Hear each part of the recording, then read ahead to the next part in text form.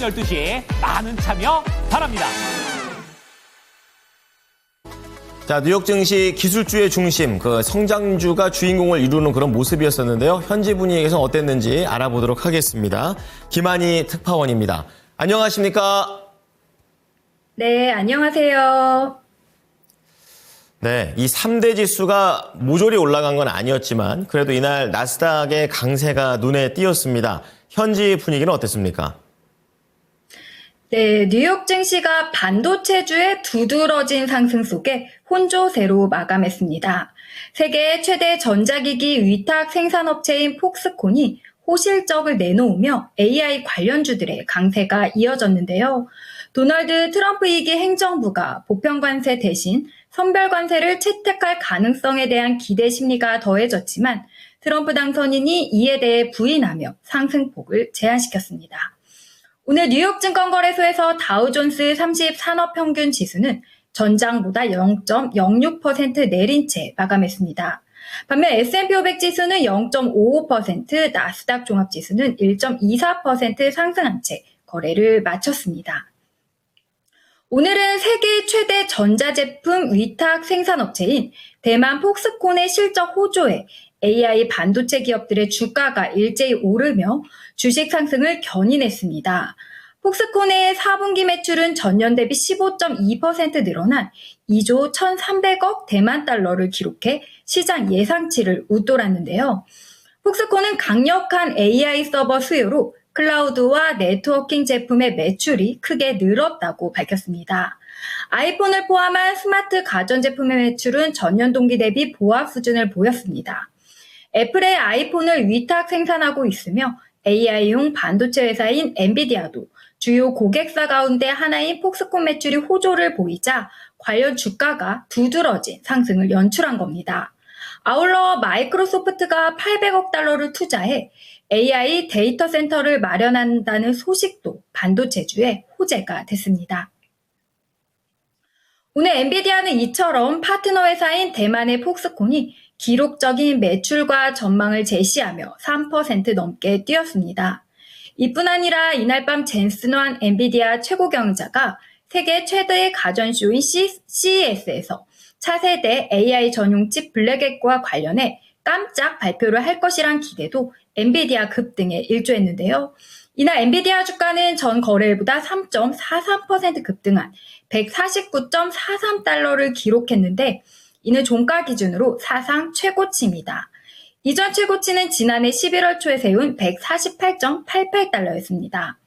엔비디아가 급등하자 AI 관련 메모리 칩을 생산하는 미국 최대 디램 업체인 마이크론 테크놀로지도 10.45% 폭등했습니다. 또한 글로벌 무역 전쟁이 완화할 것이란 기대로 제너럴 모터스가 3.38% 급등하는 등 완성차 업체의 주가가 일제히 랠리했는데요.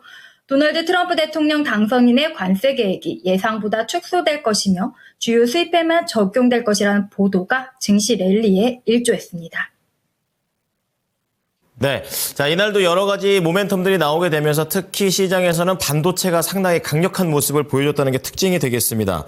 자, 그런 가운데 미국의 경기는 여전히 견조한 것으로 보이는데요. 간밤에는 어떠한 지표가 나왔습니까? 네, 오늘 발표된 지표는 미국의 서비스업 경기가 여전히 강한 성장세를 보이는 것으로 나타났습니다. S&P 글로벌은 지난해 12월 미국 서비스업 구매자 관리자 지수가 전월보다 높아진 56.8로 집계돼 33개월 만에 최고치를 기록했다고 밝혔는데요. 이 지수는 50을 초과하면 경기 확장을, 반대로 50 미만이면 경기 위축을 의미합니다. S&P 글로벌에 따르면 12월 서비스업 PMI 상승은 대통령 선거 이후 소비자들이 소비를 대폭 늘릴 의향을 드러낸 가운데 기업 활동이 확장되고 신규 주문이 늘어난 영향에 따른 결과로 분석됩니다. 서비스업은 신규 주문이 크게 증가하며 2022년 3월 이후 가장 빠른 증가세를 보였는데 8개월 연속 성장세를 이어갔습니다. 제조업은 여전히 부진한 모습을 보였지만 서비스업의 강한 성장세가 이러한 부분을 상쇄하며 경제 전반의 회복세를 지지한 건데요. S&P 글로벌 측은 미국 경제가 2024년 마지막 달에 서비스업의 강력한 성장세 덕분에 고무적인 성과를 냈다며 이는 경제가 4분기에도 탄탄한 성장세를 유지할 것임을 시사한다고 말했습니다. 이처럼 발표된 경제지표는 미국의 강한 성장세를 드러냈지만 미국의 주식과 회사채 시장의 평가 가치가 높은 수준에 있다며 하락 가능성을 경고하는 발언도 나왔습니다. 비둘기파 성향인 리사쿡 연준 이사는 주식 및 회사채를 포함한 다수 자산군의 평가 가치가 높은 수준에 있다고 평가했는데요. 그는 주식과 회사채의 위험 프리미엄이 역사적 확률 분포의 하단 부분에 있다면서 이는 시장이 매우 낙관적인 가정에 기반해 가격을 반영했고 따라서 나쁜 뉴스나 투자자 심리 변화에 따른 큰 하락에 취약할 수 있음을 의미한다고 말했습니다. 국 이사는 연준 내에서 통화 완화 선호인 비둘기파 성향으로 평가받고요. 연준 이사로서 기준금리 결정에서 상시 투표권을 보유하고 있습니다. 이제 내일 일정 살펴보겠습니다. 제가 어제 이번 주는 고용지표 주간이라고 말씀드렸었는데요. 내일은 미국 노동부의 11월 9일 이직보고서가 발표될 예정입니다. 또 오늘 호조를 보였던 서비스업 지표 또한 내일 또 나오는데요. 내일은 ISM 12월 미국 서비스업 PMI가 발표되는데 오늘에 이어 내일도 미국 경제활동의 약 3분의 1을 차지하는 핵심 부문인 서비스업 지표가 잘 나올지 지켜봐야 할 것으로 보이고요. 연준 위원 발언도 이어집니다. 내일은 토마스 바킨 리치먼드 연준 총재 연설이 예정돼 있습니다.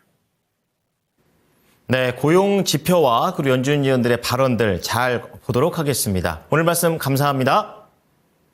네, 감사합니다. 네, 지금까지 모닝인 뉴욕이었습니다.